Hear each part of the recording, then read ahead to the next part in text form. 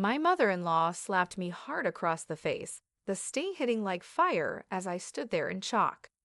Her eyes were full of anger, and the tension in the room was sharp and heavy. I looked at Nathan, hoping he'd stop her, but he stood there silently, letting his mother's fury take over. In that moment, I felt truly alone. My name is Madison, and I'm a 35-year-old interior designer living in Charlotte, North Carolina. Life once felt so secure. I had supportive parents, a blossoming career, and a husband I adored. But everything changed when I lost my parents unexpectedly. They left me a remarkable legacy, a breathtaking mansion worth $150 million, filled with memories and their dreams for my future. My husband, Nathan, and I moved into this mansion soon after their passing, each room a reminder of my family's love and dedication. I was determined to honor their legacy by making this house our sanctuary, a place to build our dreams and eventually start our family. Nathan, a 37-year-old project manager, initially seemed supportive, sharing my excitement as we settled in. But his attitude shifted when his mother, Valerie, learned about the inheritance. What began as warm congratulations quickly turned into something more self-serving. Valerie started hinting at family support and the idea of sharing in each other's fortune. One afternoon, as I was finalizing a new interior design project, Valerie showed up unannounced, her demeanor assertive. She didn't waste time, proposing a plan that took me aback. Valerie wanted $12 million to buy herself a luxurious home, suggesting it was only fair she, too, should experience a lifestyle that I was lucky enough to inherit. Her reasoning? As family, she claimed she deserved a share of the fortune I'd inherited. Madison, she said with a tight smile, think of it as an investment in our family's future. After all, if you're able to live in luxury, why shouldn't we all? I was stunned. Keeping calm, I explained that I couldn't, in good conscience, give away such a large amount for my inheritance. This house was part of my family's legacy, and I had specific plans to preserve it. Her face darkened. So, you don't care about supporting your family? She turned to Nathan, attempting to involve him in the conversation. Doesn't it seem fair, Nathan, that Madison would want to share some of what she's been given? Nathan looked uncomfortable, visibly caught between his mother and me. He'd always been close to her, and I could see she was trying to pull him to her side. Madison, maybe we should at least talk about it, he said hesitantly, glancing between us. I felt my heart sink. The man who had once been my rock now seemed to be wavering, and the weight of their expectations felt like a burden. Please, Nathan, I said, holding my ground. This house is more than just wealth. It's my parents' legacy. They worked hard to build this. It's not simply about money. It's about honoring their memory. I can't just give up such a large portion on a whim. Valerie's eyes narrowed, her tone growing colder. A whim?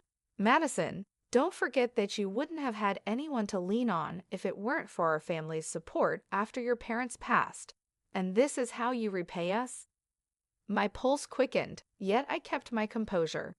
Valerie, I value the support you've shown me, but that doesn't mean I owe you $12 million for a luxury home. I am more than willing to help in other ways, but not in this manner. She glared at Nathan, her frustration evident. Is this the woman you chose to marry, Nathan? Someone who cares more about money than about family? Nathan shifted uncomfortably, his gaze dropping to the floor. Madison, she's not asking for the entire inheritance. It's just a portion. Maybe we can compromise? My heart ached. The man I once believed would always stand by my side was now faltering. Nathan, this isn't something I'm willing to compromise on. This house and the inheritance mean everything to me. I've already sacrificed a lot, and I won't be pressured into giving away what my parents worked so hard for. Valerie scoffed, her voice tinged with contempt. Typical, you get a little money, and suddenly you think you're better than us. Family doesn't hoard, family shares. With that, she stormed out, leaving a tense silence behind. I looked to Nathan, hoping he'd see my perspective, but his silence only deepened my frustration. Over the following days, Valerie's attitude grew colder, her visits marked by icy remarks about selfishness and family obligations, and Nathan, rather than standing up for me, grew distant, caught between his mother's demands and my resolve. One evening, Valerie arrived with Nathan's sister, Alice. It felt like an ambush, and I braced myself as they sat in the living room, expressions hardened. Valerie wasted no time. "Madison, it's clear you don't understand family obligations. We're family, and we should all benefit from your good fortune. $12 million is a fair request, but you continue to refuse. It's incredibly selfish." Alice joined in, her voice dripping with disdain. "It's not right for you to keep everything while we struggle. Don't you see how that makes you look?" I looked over to Nathan, hoping he'd step in, but he sat silently, avoiding eye contact. Taking a deep breath, I replied, "This inheritance was meant to secure my future, not to fulfill demands that have nothing to do with actual needs. I won't apologize for protecting what my parents left for me." Valerie's face flushed with anger. She stood abruptly, eyes blazing. "You think you're better than us because of this money, don't you? You wouldn't have anything if it weren't for this family's support." I tried to keep my cool, but her words struck a nerve. "I've helped where I can, but that doesn't mean I'll hand over millions because you demand it." At that, Valerie's patience snapped.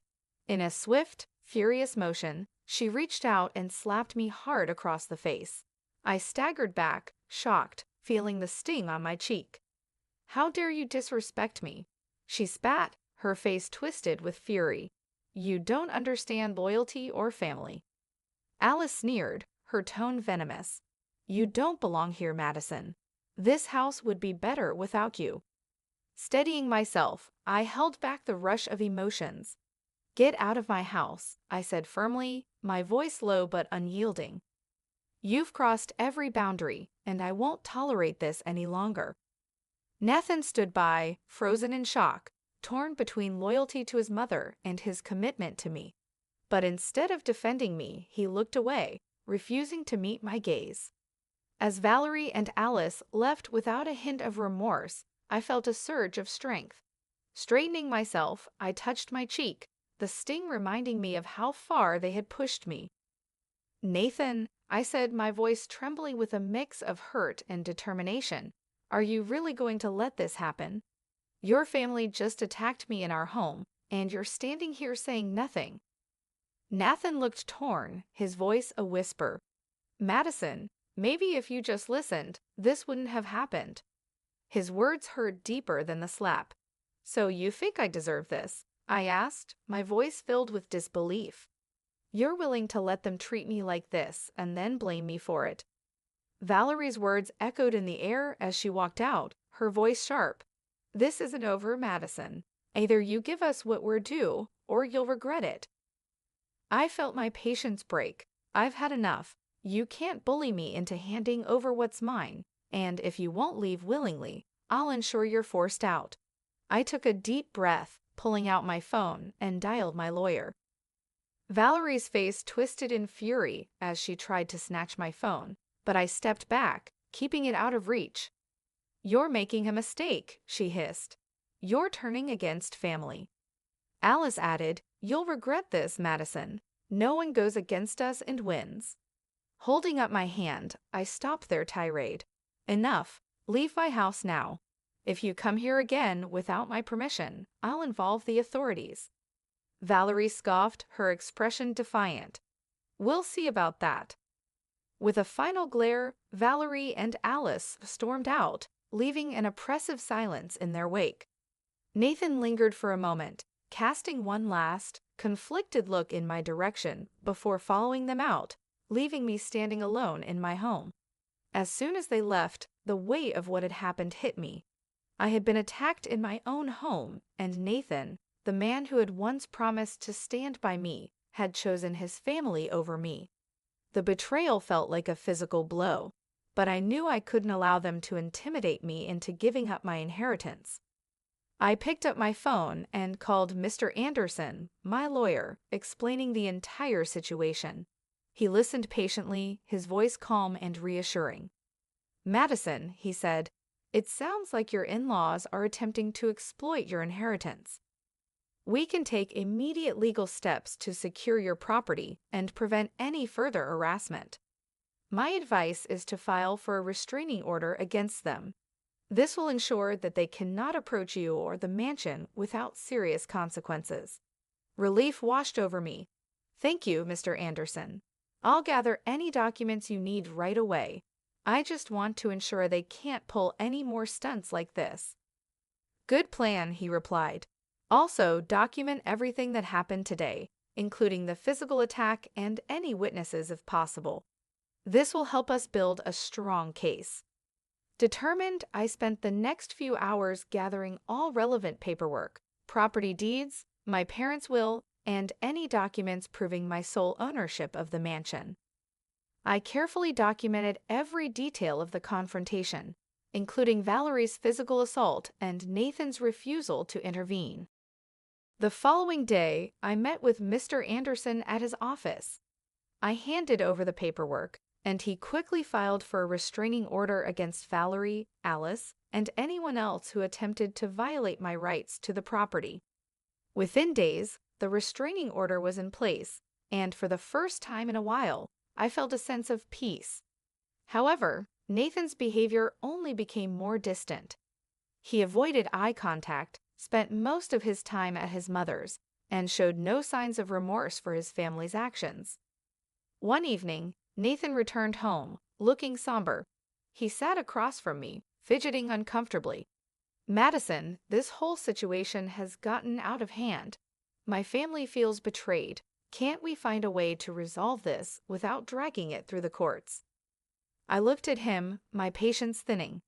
"Nathan, your family has crossed every boundary imaginable. Valerie physically attacked me, and you stood by, saying nothing. This isn't just a disagreement. This is about protecting what's rightfully mine." He sighed, looking away. "I just don't want to lose my family." I could feel the pain in my voice as I replied. "And what about me, Nathan? I was supposed to be your family too. You're asking me to give up my parents' legacy as if it means nothing. Is that what family loyalty looks like to you?" He didn't respond, and after a tense silence, he stood up and walked away, leaving me with a heavy heart, yet more resolute than ever.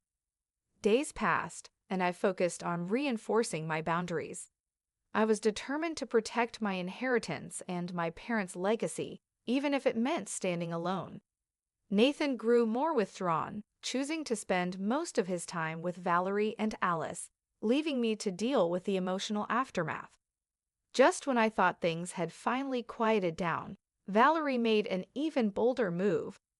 One afternoon, she arrived at the mansion with Alice and Nathan's brother, Jeremy, in tow. They had brought movers and were prepared to take possession of the house as if they had every right to it. Watching them from the window, fury and disbelief surged through me. How could they blatantly ignore the restraining order and assume they were above the law? Without hesitation, I picked up my phone and dialed 911. "Hello, this is Madison Blake," I said calmly. "My in-laws are trespassing on my property despite a court-ordered restraining order. They've even brought movers to forcefully enter my home. I need the police here immediately." The dispatcher assured me that officers were on their way. Steeling myself, I went outside to confront them, unwilling to let them bully me further. Valerie spotted me, her face twisted in disdain. "Madison, stop this nonsense. This is a family matter, and the police have no place here. If you had an ounce of decency, you'd share what you have." I held my ground, my voice steady. "This is my home, and you have no right to take it from me." Alice stepped forward, her tone mocking. "You're making this harder than it needs to be, Madison. Just hand over the $12 million and make it easier on everyone." Before I could respond, I heard sirens approaching. Valerie's face paled as the reality of the situation sank in. The police arrived, assessing the scene with serious expressions. I approached one of the officers, handing over the restraining order. "Officer, these individuals have been ordered by the court to stay away from my property. They're violating that order and attempting to seize my home," I explained. The officer nodded, turning toward Valerie, Alice, and Jeremy with a stern look. "Ma'am, you are trespassing on private property and in violation of a court-issued restraining order. You must leave immediately or will be forced to take legal action." Valerie's voice turned shrill as she protested. "This is family business. You have no right to interfere." The officer remained resolute. "If you refuse to comply, you will be arrested." Reluctantly, Valerie stepped back, her eyes seething with fury as she glared at me. "This isn't over, Madison. You'll regret turning your back on this family." I met her gaze with a newfound strength. "You're no longer welcome here, Valerie. This is my home, and I won't let anyone take it from me." As the officers escorted them off the property, I felt a wave of relief. I had taken a stand, defending what was mine against those who sought to manipulate and control me. After that day, I felt something shift inside me. The confrontation had been exhausting, but it also marked the end of an era. I realized I could no longer share my life with someone who allowed his family to trample over my dignity and boundaries. The betrayal ran too deep, and I knew it was time to make a clean break for the sake of my peace and future. Later that evening, Nathan returned, looking tired and conflicted.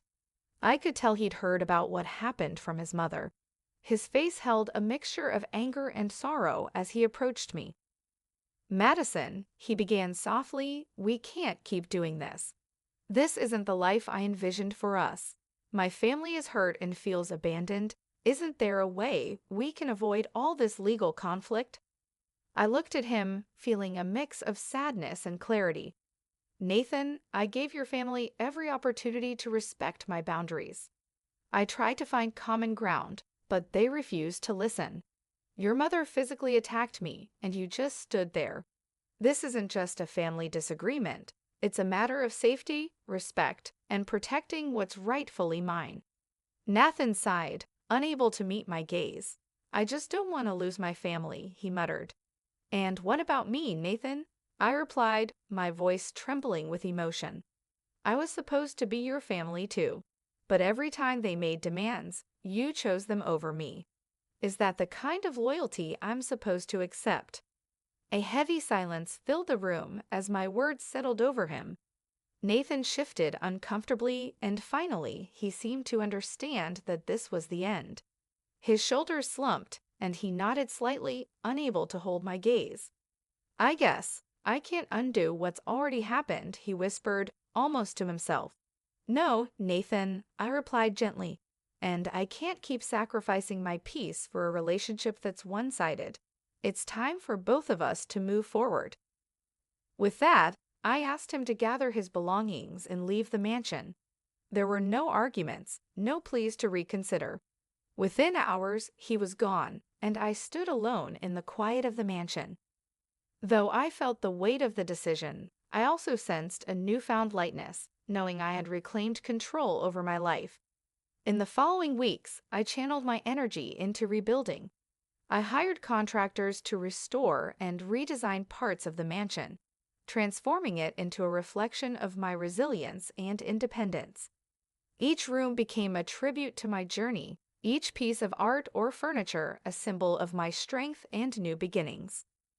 The mansion, once a solemn reminder of my parents' legacy, was now a sanctuary, a place of empowerment and freedom.